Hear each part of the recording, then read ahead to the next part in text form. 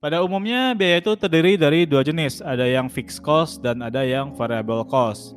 Fixed cost adalah biaya yang pasti dikeluarin setiap bulannya. Ada nggak ada penjualan, lu pasti ngeluarin fixed cost. Misal, gaji owner. Really?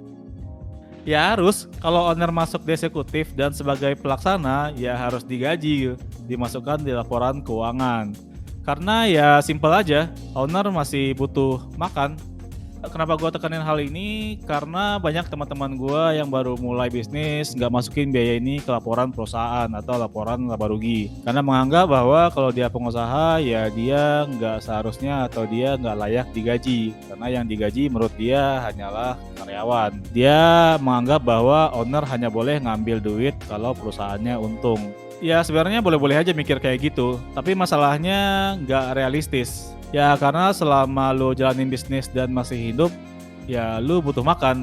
Belum lagi kalau jalanin bisnis dengan serius, butuh networking, ketemu klien, ketemu orang, minimal ya butuh buat uang nongkrong atau paling minim ya uang bensin gitu. Intinya jangan sampai nanti berasa kalau bisnisnya untung besar atau menjanjikan tapi sebenarnya habis karena kebutuhan sehari-hari owner. Yang ada malah makin boncos, banyak pengeluaran daripada pemasukannya. Bahkan nih kalau gue jelasin bisa satu video sendiri sih untuk kebijakan terkait gaji owner ini. Jadi nanti aja gue jelasin lebih lanjut dalam video berikutnya.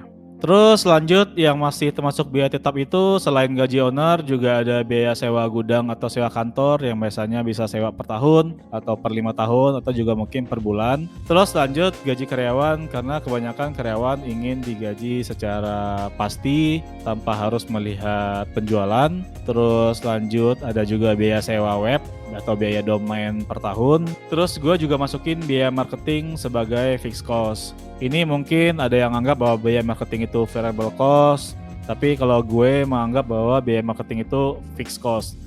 Kenapa? Karena menurut gue dalam bisnis online biaya marketing itu kayak biaya yang harus dibudgetkan dan dikeluarkan lebih dulu gitu.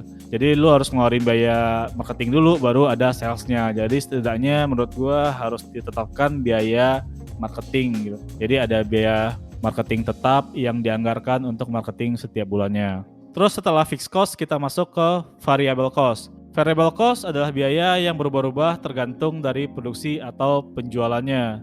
Jadi makin banyak produksi atau penjualan, idealnya variable cost akan makin banyak.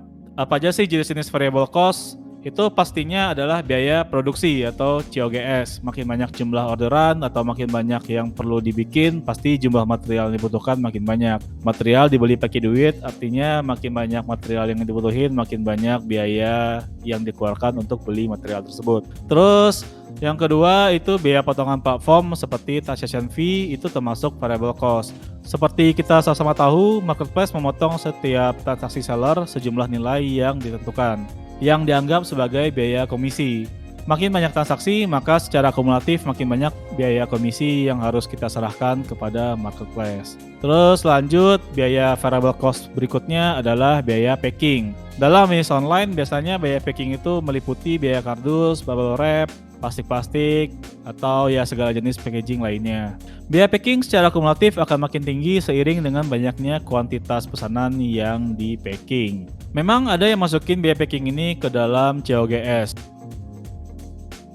Karena pada dasarnya packing terjadi di proses logistik atau pengemasan, bukan di proses produksi, sehingga gue lebih prefer untuk masukin expense. Kadang biaya packing gue setuju dimasukin ke COGS jika packaging dianggap sebagai bagian yang tidak terpisahkan dari produk, seperti kotak buat hampers. Karena misal kalau lo jual hampers, ya value-nya dihitung dari produk hampersnya tersebut.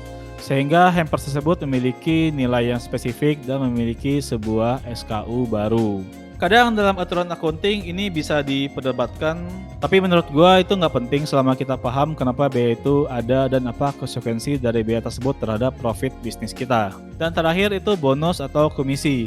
Bonus biasanya diberikan sebagai reward kepada tim. Biasanya besar atau kecilnya bonus tergantung dari performance penjualan.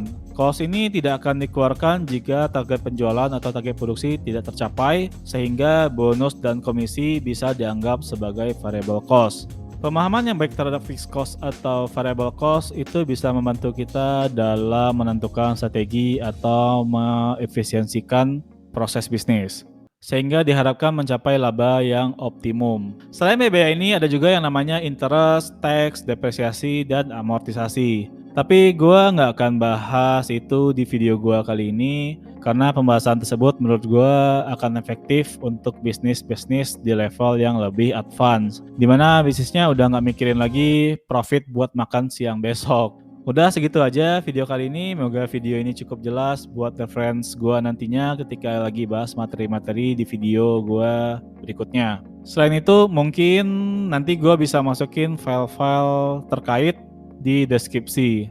Jadi gue cantumin linknya di deskripsi.